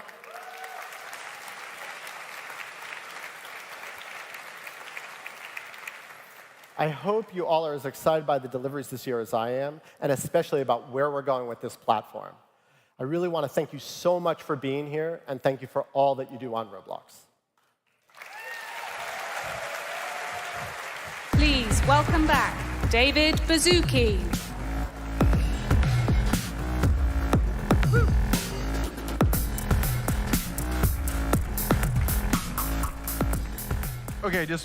Okay, we're getting close. For those of you that have been here before, you may be thinking there's one more thing we're going to touch on, but before we do that, I just want to highlight what Dan said about civility on our platform. It really is the foundation of everything we do. And when Roblox was small and there were 4 of us, within a month of launching, all 4 of us were acting as moderators on the platform. So we have a lot of empathy for how important this is. And look at where it's brought us, right? This most amazingly civil platform. We have a really amazing vision for this, whether it's safety and civility around private one-on-one conversations, whether it's safety and civility about big outdoor spaces. What you're going to see from us is a very flexible, adaptable safety and civility structure that handles all of this. Quick highlight on 3 directions we're going. The first is we want each of you to be able to instill the policies of your own experience. And that means in addition to Roblox-wide policy, I sometimes talk about if I was making a mermaid experience, I might say no one can make fun of mermaids, okay? And we would allow you to make that part of your policy in written text. The second is, just as we talked about avatars and having you create them, more and more, and also like our analytics tools, we want you to help manage your community if you want to.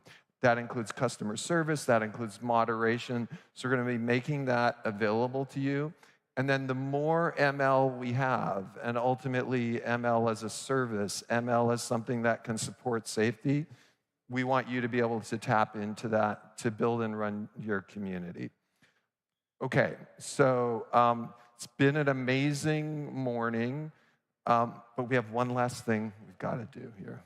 And it seems like 20 years ago, but it was only 5 years ago where we came up with the idea of we're going to make 5-year predictions, and we were going to make them so ridiculously ambitious that each one of them at the time seemed impossible. 5 years is up, so let's do a quick scorecard of those 5-year predictions. 58%, okay, which I'm pretty proud of. And it includes a 100-person company on Roblox. I heard last night there is a 200-person company on Roblox. So yeehaw, woo.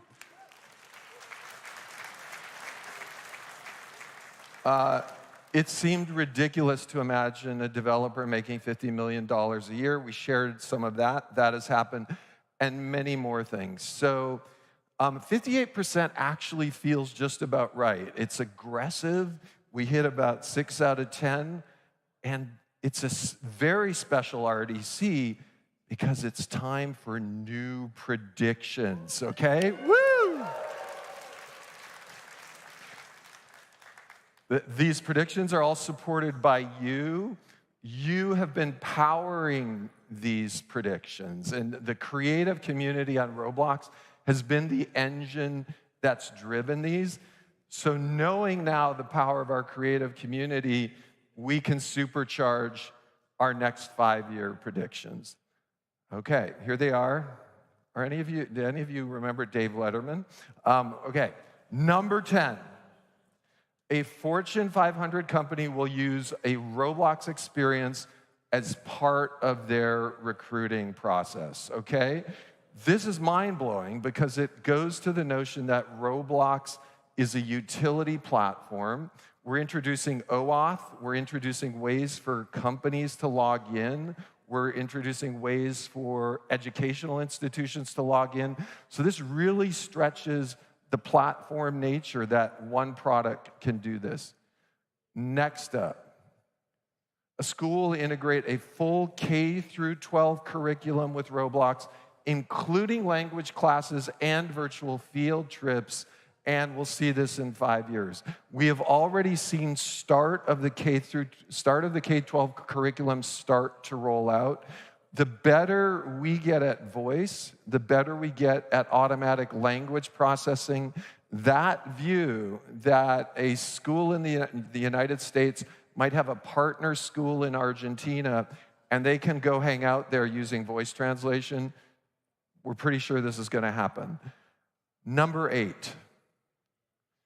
Now, there's a lot of caveats here, so let's not go crazy, okay? So notice double caveat. 17 plus verified with photo ID, in 17 plus experience, but we do believe there's enormous population where traditional ways of meeting are scary, awkward, and ultimately we think 3D simulated meeting, I'm not going to use the D word, but subsequently real-life relationships is going to happen, okay? And we're going to build a platform to support that. Number 7, in 5 years, inside Roblox, we will spend more time doing meetings in Roblox than with video on Mondays and Fridays when we're not in the office. We're already prototyping this. I already do some of my meetings with Roblox, avatar animation, and video. By that time, of course, we'll have interactive whiteboards. By that time, of course, we will have screen sharing.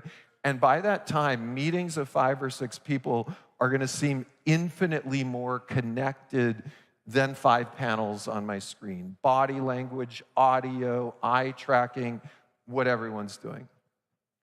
Number 6. We'll share a universal civility metric, kind of like Gallup or something like this, and we're going to see that with the gentle nudges we do on our platform, rather than a dystopian fall-off, in general, the people on our platform show increased civility. And I think this is going to be huge for our platform. It's going to power us in many, many ways.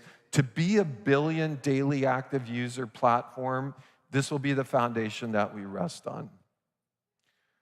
Number 5, a hint to the future. In addition to all of the amazing economic things and stuff we've shared with you, in 5 years, some of the creators on platform will make more money with physical good merchandise than virtual good merchandise sold through your experience. And when we think about it, it's absolutely obvious, right? We can think of many experiences, many vendors where a 3D immersive physical shopping experience just makes sense. It's kind of like, of course it has to happen. Okay, so leading up to number 4, there's 4, I have a family, there's 4 Bazooki siblings. They're so burned out on Roblox, right? They've been watching this for 20 years.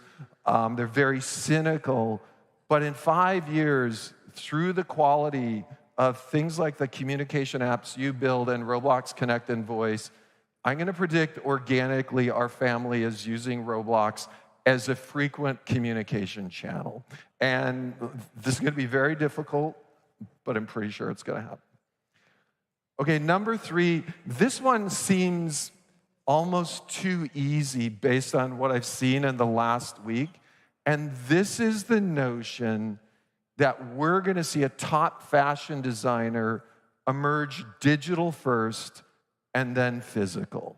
We're going to see an amazingly creative, famous worldwide fashion designer, got their start on a platform, Roblox, amazing creativity, and then the physical world mirrors that.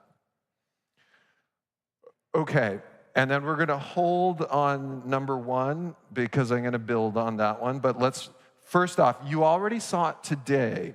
You saw not just face tracking, but body tracking. Of course, we love recorded concerts. Of course, we love mocap suits. But we really love is the spontaneity of putting your phone on a music stand, performing live to millions of people. And our prediction is that in 5 years, we'll see a live performance with 1 million people with really camera-tracked animation in real life. Okay, and then finally, based on what we've seen, and this is a little bit of an aggressive one, but I do see all the signs that this is going to happen as we have this confluence of connection, economy, amazing creators all coming together with brands. Our prediction is in 5 years, we'll see a Roblox creator valued at $1 billion, okay? So that is my top prediction. It's crazy. It's going to happen. So thank you all. Awesome.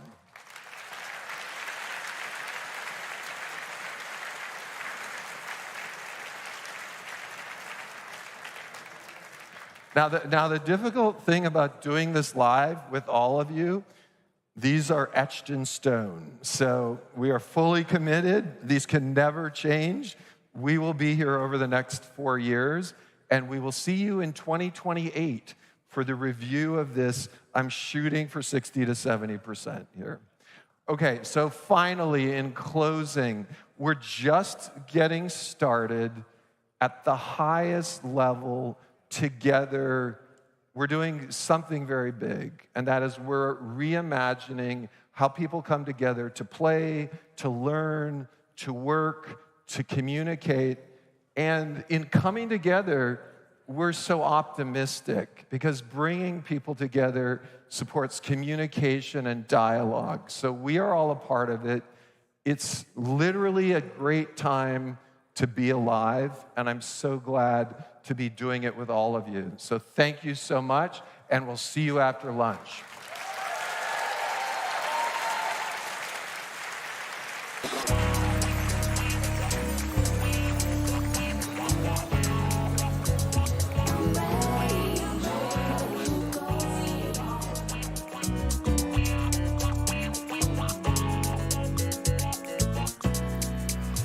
Today I woke up feeling pretty good and feeling like I should go out on a run. Don't know where, I don't care. Put my headphones on and play